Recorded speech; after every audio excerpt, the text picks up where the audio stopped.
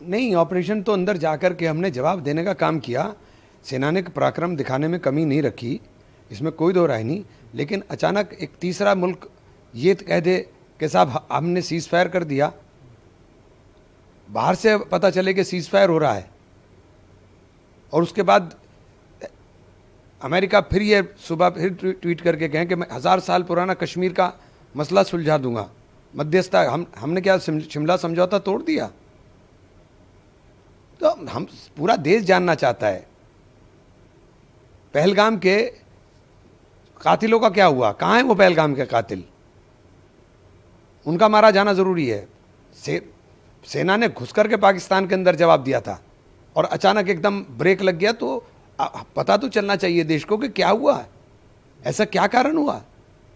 हमारा तो मॉरल बहुत हाई है, हमारी देश की सेना का मॉरल बहुत हाई है, एकदम ब्रेक लगा दिया। तो ये सब चीज़ें सवाल पैदा कर रही हैं, जो इसलिए कह रहे हैं कि प्रधानमंत्री, जब देश के प्रधानमंत्री के लिए सारे देश ने एकजुटता के साथ कहा कि हम साथ हैं, विपक्ष ने कहा कि आपके हर फैसले के साथ हैं, तो ये इतना बड़ा फैसला हुआ, क्या इस फैसले की जानकारी नहीं होनी चाहिए?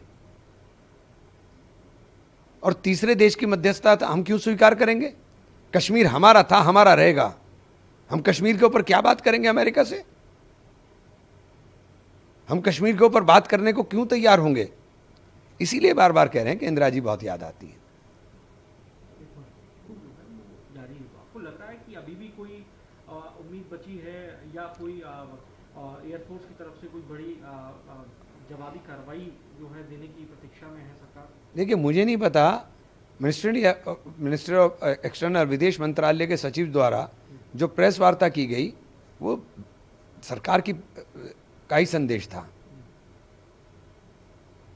तो मुझे नहीं, अब इसीलिए तो कह रहे हैं कि चाहते हैं कि सत्र बुलाइए और बताइए सबको कि क्या है क्या नहीं, वस्तु स्थिति अवगत कराइए, जब सब आपके साथ खड़े थे।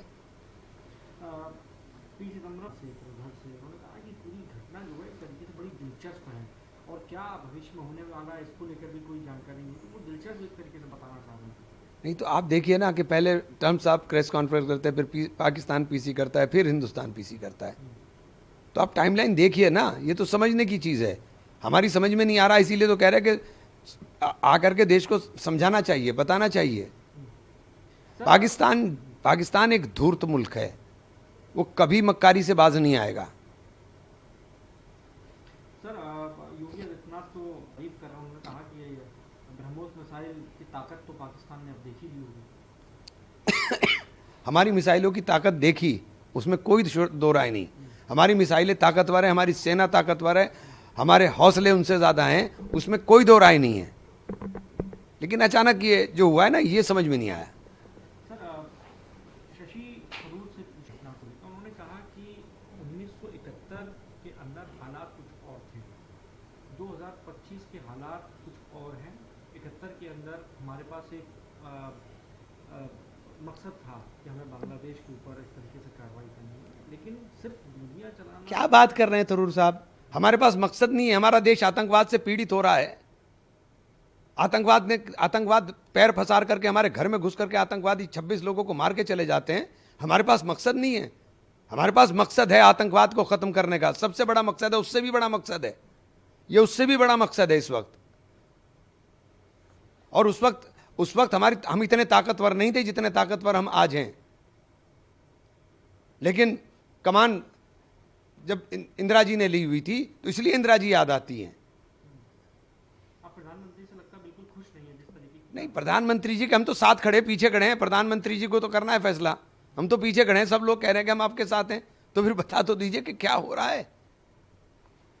अभी तक ब्रीफिंग भी उनकी तरफ से नहीं हुई है, आपने जो स्पेशल सेशन की भी मांग की है, क्या मांग रखते हैं? होना नहीं चाहिए, देखिए सेशन होना चाहिए, उसमें चर्चा होनी चाहिए, बात होनी चाहिए। देश को जानने का अधिकार है, देश को अधिकार है इस बात को जानने का। पुलवामा पहलगाम के कातिलों को सजा मिलनी चाहिए, वो दिखाई देने चाहिए कहां गए पहलगाम के कातिल, उनको सजा मिलनी है। उनकी सजा पूरी हो गई।